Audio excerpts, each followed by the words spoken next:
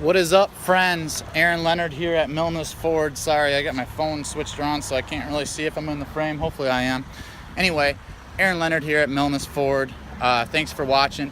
We're going to go over the top 5 best and worst about the 2017 Focus RS. So what we're going to do is 5 best, 5 worst in that order. Hopefully we don't get sidetracked. But first off, man, again, thank you for watching my video. Please like and subscribe it. Share it, tell your friends. Here's the details. Let's do it. So, first thing about this is the sound. It really has a unique sound to it, which I really like. You can kind of hear that that pushback, that extra feel going through, popping. You're gonna get that a lot when you're shifting, especially if you're running a little bit hard. It gives her a really cool sound. I dig it. So, you know, if cars are your type of thing, I'm guessing you probably like that sound too. So that's number 1.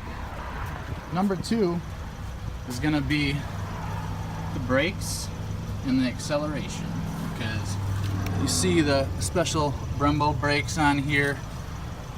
They have some of the hottest technology on here, pun intended, I guess, because truthfully helps keep those brakes a lot cooler, because obviously with something like this we're gonna be we're gonna be pushing it to the limit a little bit. The acceleration, we have 350 horsepower, as you can see here, and 350 foot-pounds of torque in this unit, so you can have fun. So we'll just take a quick look under the hood here so you can kind of see what we got.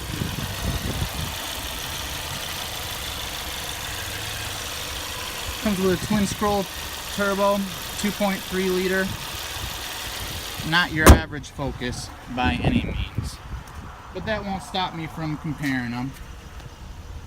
And keep in mind, guys, I'm not the guy that you want to come to for all your knowledge. I'm just trying to show you a little bit of information about this vehicle. You might not like what I say, that's okay. You can tell me in the comments. I can handle it. So you see here, we have $42,000 on the sticker. It's a nice price for a Focus. Again, not really an average Focus. But anyway, I digress. So, we have the sound of this pop and ride. We got the acceleration and brakes. We're going to keep that as one on itself. Shifting. You look down here, you have the alloy and leather shifter. Very comfortable feeling. You got the little collar here for when you put it in reverse, so you're not going to accidentally toss in reverse or anything like that. Always good for safety precautions. But most notably with this shifter, when you are banging gears, it just pops right into gear. It's so clean. You know, obviously, if you're used to driving a SE Focus that's a manual, you've been driving it for years, and you drive something like this, it's going to be totally different. This is definitely has a performance clutch on. It's going to have a lot tighter feel to it, but also going to shift more aggressively. So that leads me to the suspension modes and then the different driving modes. So you see over here we have the Sport Tune suspension. If we hold this down, we have this little, can we zoom in there? Yeah, a little S with the shock there shows us that we have the Sport Tune suspension. So that'll stiffen up the suspension a little bit, for track use only. And you will also have a few different driving modes. If you take a look at the cluster here, we'll go through them. We're in Sport right now. Again, that's the S on the right of that S for the shock. So we have drive mode, we have Sport, which of course is gonna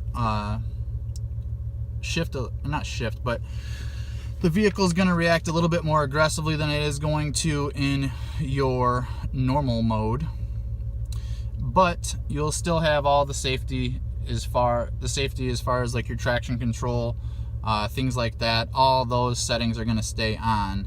Now once you get to your track and your drift mode, those will be gone, which of course adds to a little bit more of the fun. That is the point of it. I will, however, let you know that with Ford, they do have torque vectoring control, which what that does, it kind of helps hug those curves when you're taking the curves a little bit fast, and you might have a little bit of roll. You might have a little bit of hop in the tires sometimes. That torque vectoring control really helps out with that. So that's really a huge thing, especially on a performance vehicle like this. You want to stay on the road. Obviously, that's part of the key. This might be a rally cross car that can block, show us off, but ideally, in most cases, we're going to be driving this on the road. So, and also, for number 5 on this, you might think I'm silly, call it what you will, but these actually, the Focus RS has the ability to get the winter tire package with it, which here in beautiful Lapeer, Michigan, we need winter tires because we get snow. So that's definitely a positive thing for us up here. If you're out in Cali, Florida, Arizona, whatever, you might be saying that's silly, but for us, that's pretty important. So now we'll go to the 5 worst things. Number 1, the winter tires is a nice thing in Michigan, but one thing about those winter tires is the diameter is a little bit lower or a little bit smaller. So you'll notice that if you're on a rougher road, you'll kind of get that side-to-side action a little bit. Whereas if you have a wider tire, it'll kind of stick you in the middle of the road a little bit better, kind of stays better in the middle of the road. Something to think about when you're truly, when you're pushing this thing hard, you want to make sure that you're staying on the road. Again, that's a concern I would think for most folks. It is for me. So, second worst thing about this vehicle, although I do love it, is fantastic fun to drive. And this is probably one of the things that a lot of folks like about it, not me. You kind of have this cockpit feel. If you look at the Recaro seats, again, I understand that's what they are made for. You want to feel like you're driving a race car. But these things, they really kind of just, they hug your body. And again, not always a bad thing if you're jerking around and really just putting the gears to it. But if you're trying to just cruise around, if you do drive this thing other than when you're having fun, I could see it being uncomfortable long term. Not going to take this thing on long drives. The wife's not going to be happy. So, third thing, if we take a look around here, this is still a Focus. We have a few blind spots, which of course we have the blind spot mirror in the corner there. Thanks, Ford.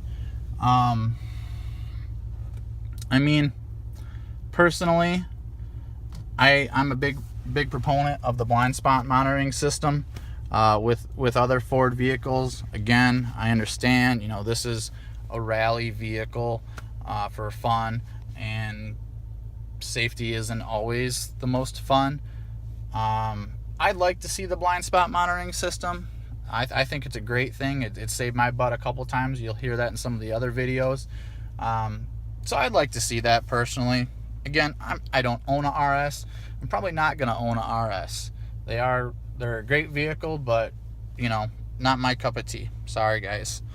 And of course, that'll bring us to the price. As we noted outside the sticker, kind of the back side of the sticker, but sticker on this price, sticker on this RS, $41,870.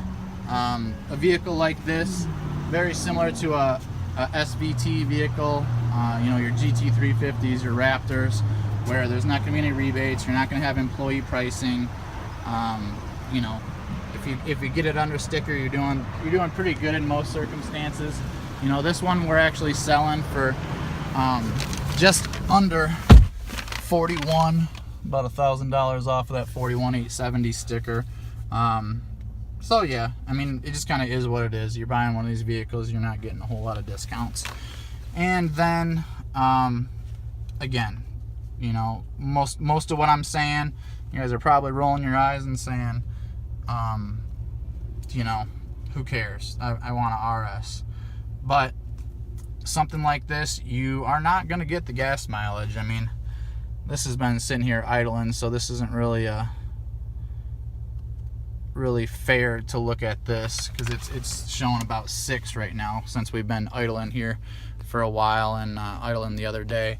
But you know, you look online, look at the window sticker, that sort of thing, they're going to tell you 25 highway, 22 average, which again, performance vehicle, what do you expect, that type of thing. Are you going to drive it nice? Probably not. But you know, you're spending this much money, you'd like to be able to use it for a daily driver. And you know, personally, my Escape gets about that gas mileage. Again, comparing an Escape to a Focus RS, not reasonable. I get it, just making a point. So you know, I hope that doing this little tour today and talking about these different things, you know, I don't know if anybody was necessarily enlightened, but I hope that you enjoyed it, and I hope that you come up with some other questions for me, and put me to work, guys. Hope you enjoyed it. Thanks. I'm Aaron Leonard at Milnes Ford. You can get in touch with me by commenting on the video. You know, of course, like and subscribe for more videos. We're just gonna keep on rolling, man. We took a month off or so, and we're going hard now. So look forward to seeing at least a video a week, but we're gonna definitely put in more than that. So thanks again, guys. Appreciate all the input, appreciate the views, appreciate you sharing with your friends, and thanks. Have a great day.